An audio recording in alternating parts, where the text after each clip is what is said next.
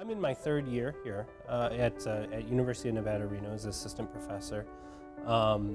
Things are going well. I mean, it's been an interesting growth. I expected to be in the lab, still slaving away as an assistant professor, working generally in organic chemistry, and never thought that these kind of opportunities where I would be traveling the world, both doing field work and presenting.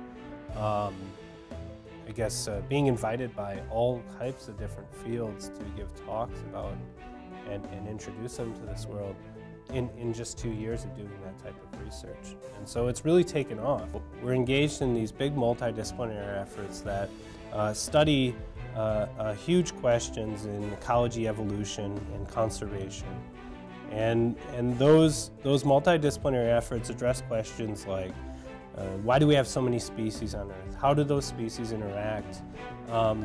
What levels of diversity are we looking for? The number of chemicals a plant produces, the number of organisms that depend on that plant. There's a number of different ways that one can look at that. And so what we are engaged in are really these wonderful projects where we're a piece of a puzzle in order to address this huge question. In the multidisciplinary efforts, it's really worked out well. Because the problems are so large, we have so many visiting scientists, so many international scientists that contribute to this. There are a number of chemists that I work with that have unique niches, and Kevin's training in synthetic chemistry and experience in synthetic chemistry really provides me with a valuable asset there.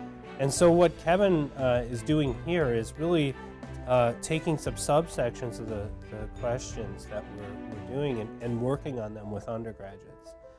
And so Kevin will have a unique niche. He'll have a project that's within this project it requires making molecules on a large enough scale so that we can really effectively, with statistically relevant results, understand synergy. And so he and his students will be developing large-scale syntheses of a number of compounds that are found in nature so that we can produce enough to study these questions.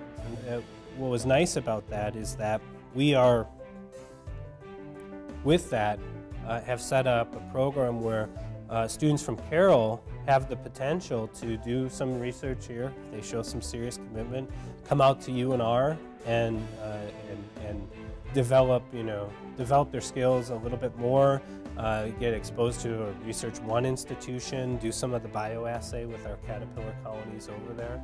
And then in the third year of it, if we get these students early on, which I'm a big fan of, if we get these students early on, would do some type of field work, either in Costa Rica, Ecuador, Brazil, many of the countries that we work in. But I think that training element really enhances our grants. So it's a two-way street here. It's not just me benefiting from having an added workforce, another expert on the project.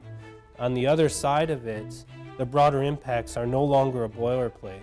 We're engaging a school that doesn't have an R01 environment, and we're engaging what could be future scientists in multidisciplinary efforts and in projects that they would, be outside of until they got to graduate school, along with the economy becoming very extremely global. So is science.